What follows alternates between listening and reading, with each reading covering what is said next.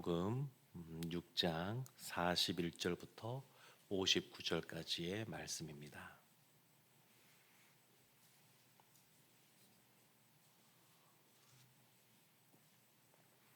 요한복음 6장 41절부터 한 절씩 교독하겠습니다. 자기가 하늘에서 내려온 떡이라 하심으로 유대인들이 예수에 대하여 수군거려 이르되 이는 요셉의 아들 예수가 아니냐.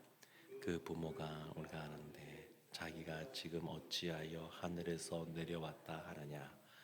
예수께서 대답하여 이르시되 너희는 서로 수군거리지 말라.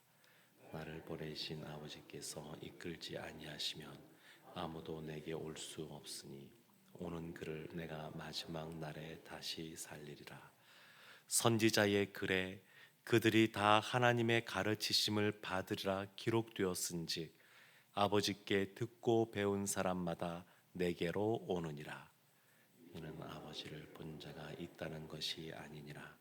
오직 하나님께서 온 자만 아버지를 보았느니라.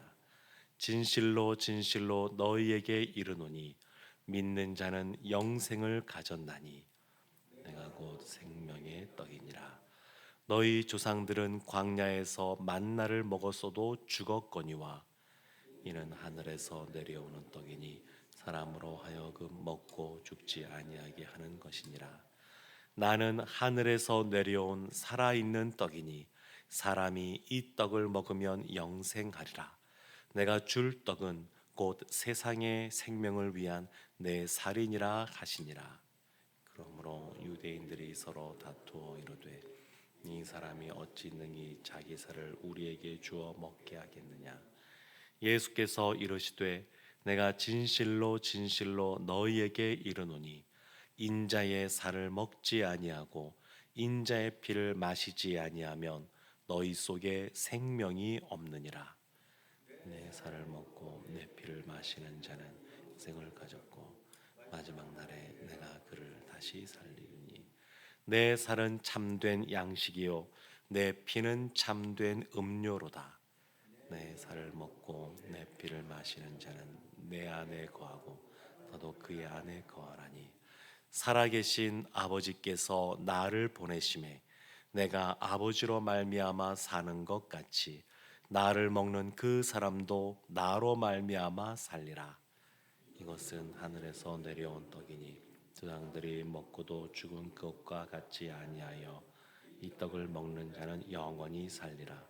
함께 보겠습니다. 이 말씀은 예수께서 가버나움 회당에서 가르치실 때에 하셨느니라. 아멘. 살아계신 하나님의 말씀입니다.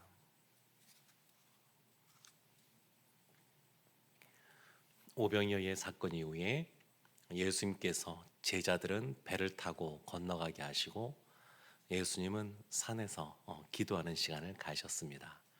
그리고 바다 위를 걸어서 예수님이 가신 곳이 가버나움입니다.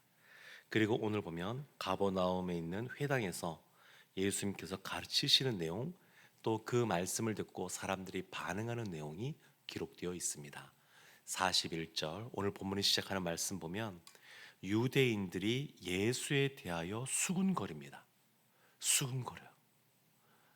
그들이 하는 말이 뭐냐면 예수님께서 자신이 하늘에서 내려온 떡이라 이렇게 말씀하시니까 아니 어떻게 예수가 하늘에서 내려왔느냐. 42절 보면 이 사람은 요셉의 아들이 아니냐. 우리가 이 예수의 아버지도 알고 어머니도 알고 형제들로 아는데 어떻게 하늘에서 왔다고 말을 하느냐. 이렇게 이야기하면서 수근수근 거리는 것이죠.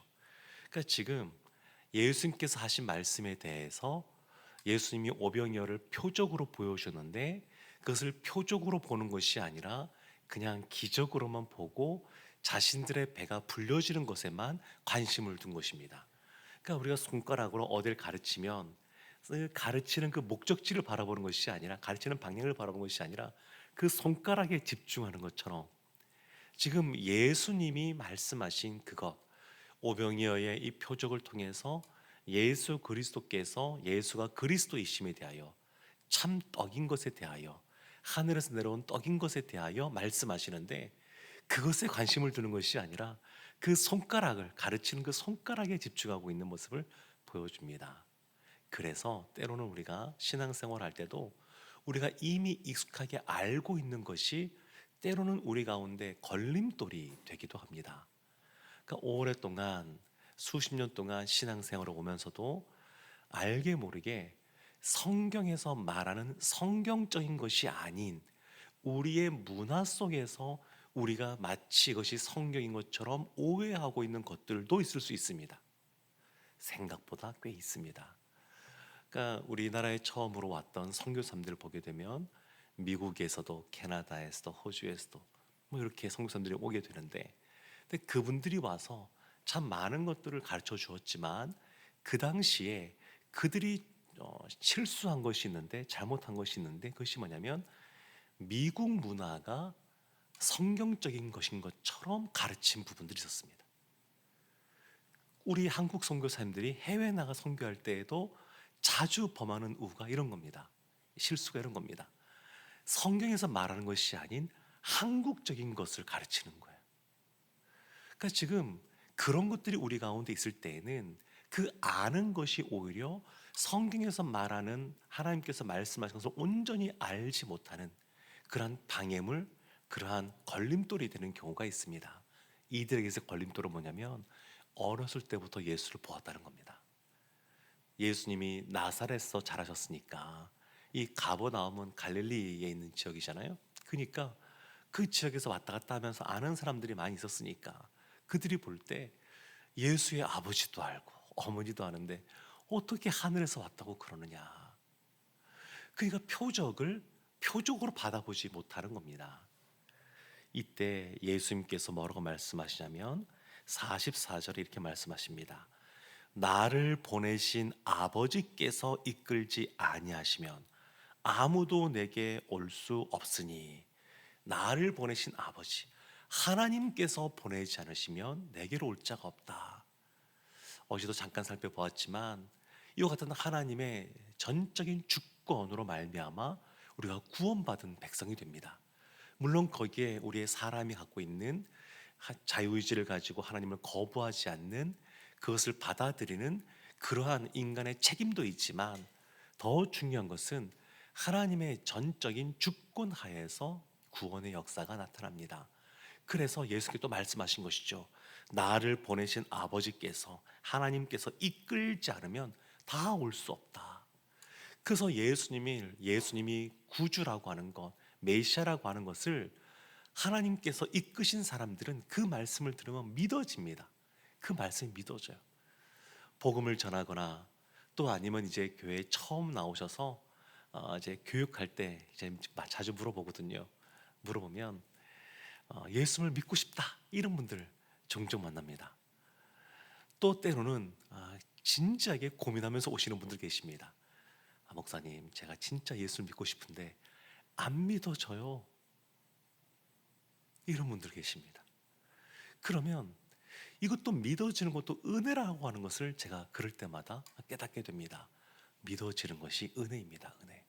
그래서 하나님께서 이끄신 자만이 예수님이 그리스도이심, 메시아임을 받아들이게 됩니다. 이어지는 말씀들을 쭉 나오는데 47절에 예수님이 이렇게 말씀하십니다. 진실로 진실로 너에게 이르노니 믿는 자는 영생을 가졌나니 내가 곧 생명의 떡이니라. 믿는 자는 영생을 가졌는데 그것이 곧 생명의 떡이신 예수 그리스도와 함께 있다는 그런 말입니다. 떡이라고 번역이 되었지만 이 당시 그 사람들은 빵이잖아요. 근데 빵은 주식이기 때문에 사실은 우리 번역이 어떤 면에서는 떡보다는 밥이 낫지 않을까 싶기도 합니다. 생명의 밥. 네. 주식, 늘 우리가 먹고 우리가 함께 꼭 필요한, 생명을 유지하는 데 필요한 그러한 주식. 그러니까 예수님이 비유의 말씀을 하신 겁니다. 사람들이 알아듣기 쉽게 떡이라고 이렇게 말씀하셨습니다. 그러면서 그들은 광야에서 먹어도 주었거니와 50절 말씀, 하늘에서 내려오는 떡이니 사람으로 하여금 먹고 죽지 아니하게 하는 것이니라. 그러면서 51절에 나는 하늘에서 내려온 살아있는 떡이니 이 떡을 먹으면 영생하리라. 그러니까 이 떡을 먹어야 됩니다. 예수 그리스도가 아니면 영생할 수가 없습니다. 우리 성도도 잘 아시겠지만 오늘날 종교다원주의가 굉장히 그것이 거세게 우리에게 닥쳐오고 있습니다. 그 산에 올라가는데 등산로가 하나만 있는 것이 아닌 것처럼 구원 얻는데 오직 예수만 이것이 아니라 구원의 길이 여러 개 있을 수 있다, 이렇게 이야기하는 것이죠. 생각보다 이렇게 말하는 분들이 진짜 많아지고 있습니다. 근데 예수님께서는 분명히 뭐라고 말씀하시냐면 내가 길이요 진리요 생명이니 나를 말미암지 않고는 아버지께로 올 자가 없다, 이렇게 말씀하셨고, 오늘 말씀에서도 우리가 본 51절 말씀에서도 사람이 이 떡을 먹어야 영생한다, 이렇게 말씀하고 계십니다. 그래서 사랑하는 성도 여러분, 우리가 구원받은 백성으로 살아간다고 하는 것은 예수님의 이와 같은 살과 피를 먹고 마시는 겁니다. 55절에 내 살은 참된 양식이요 내 피는 참된 음료로다, 그래서 이렇게 말씀하고 있습니다. 이것을 53절에서는 조금 부정적인 언어로, 54절에서는 좀 긍정적인 언어로 이렇게 표현합니다.